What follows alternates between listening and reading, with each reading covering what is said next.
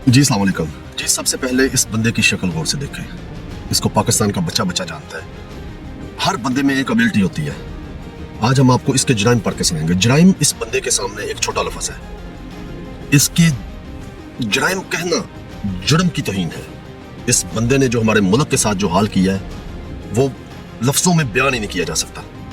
इस बंदे की एबिलिटी, ये हर बंदे में एक एबिलिटी होती है। इस बंदे में ये एबिलिटी है कि ये चोरी बहुत अच्छी करता है। 30-35 साल में इस बंदे ने जो हमारे मुल्क का हाल किया है, इसके हर गुनाह नाकाबिले माफी है। इस बंदे को इंसान कहना भी इंसानियत की तौहीन है। आप देखें 90s की दहाई में देखें, सोवियत यूनियन से 21-22 मुल्क अलग हुए हैं। उन मुल्कों की वर्थ आप चेक करें, वो किधर के किधर पहुंच गए हैं। ये हमारा हमसाया मुल्क है इंडिया, उसके रिजर्व चेक करें, $546 अरब उसके रिजर्व है।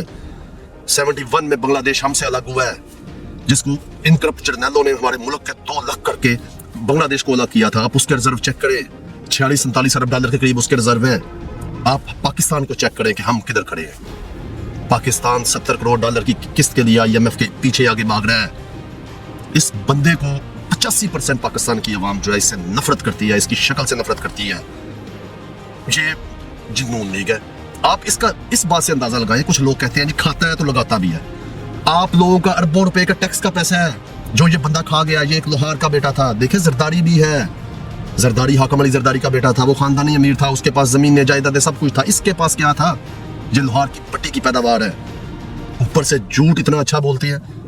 इनकी शक्लें देखें, शक्लों के ऊपर हराम लिखा हुआ है। इसकी बेटी, क्या एबिलिटी है इन लोगों में? क्या ये ज्यादा पढ़े लिखे हैं? क्या है इनके पास? इनकी क्या खसूसियत है?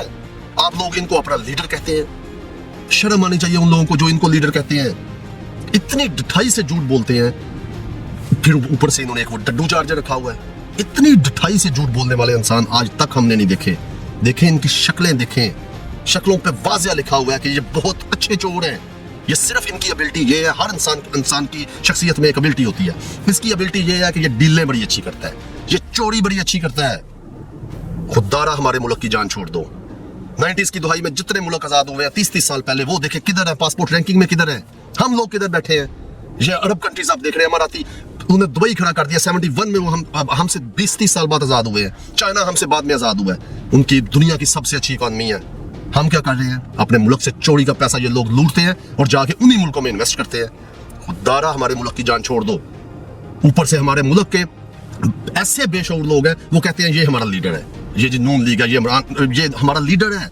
यही एक काम खान साहब ने इन लोगों की गैरत जगाने के लिए, इस कौम की शऊर जगाया। खान साहब ने बताया कि करप्ट जर्नैल कैसे इस माफिया को आगे करके पीछे से वो भी लूटते हैं। लेकिन इस बंदे को कभी भी माफ नहीं किया जा सकता। 30-35 साल में इस हमारे मुल्क का जो हाल है, हमारे जितने लोग इस कर्ब से गुजर रहे हैं, उस सब का जिम्मेदार ये बंदा है। इमरान खान साहब ने यही इस अवाम को, इस लोगों को यही शऊर दिया है कि खुदारा अभी भी उठ जाए।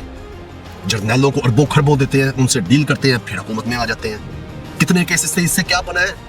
किधर गए इसके केसेस? सब कुछ खत्म।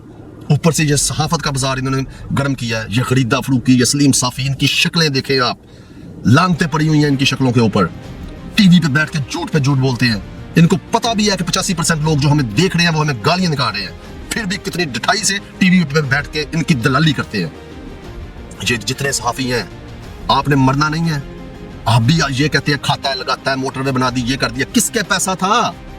इनके पास खरबों रुपए किधर से आए? 2 दिन बाद एक रिटायर्ड जनरल को पैसा दे के इन्होंने मुल्क पे मुसल्लत करके लोगों की मां बहनों के घरों में घुस रहे हैं। और क्या करना है हमारे मुल्क के साथ आप लोगों ने?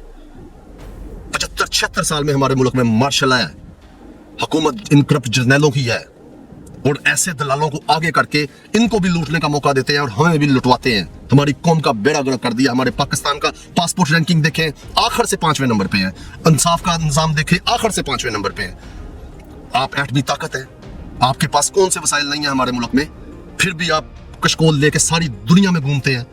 हमें $70 करोड़ की कर्ज की किस्त दे दी जाए, IMF एक किस्त देता है, आप शादियाने बजाते हैं। रोटी कपड़े मकान से आप बाहर ही नहीं निकल रहे। सब ये करप्शन की पैदावार है। इस बंदे ने जितना कुछ, वो कहते हैं हराम का तुखम, इसने अपनी नस्लों को हराम खिलाया है। इसकी सजा कम से कम 1000 बार फांसी होनी चाहिए। इसको इस बात का पता चले कि इसने इसकी नस्लों की रगों से ये सब कुछ निकालना चाहिए जो इसने हमारे मुल्क के साथ किया है।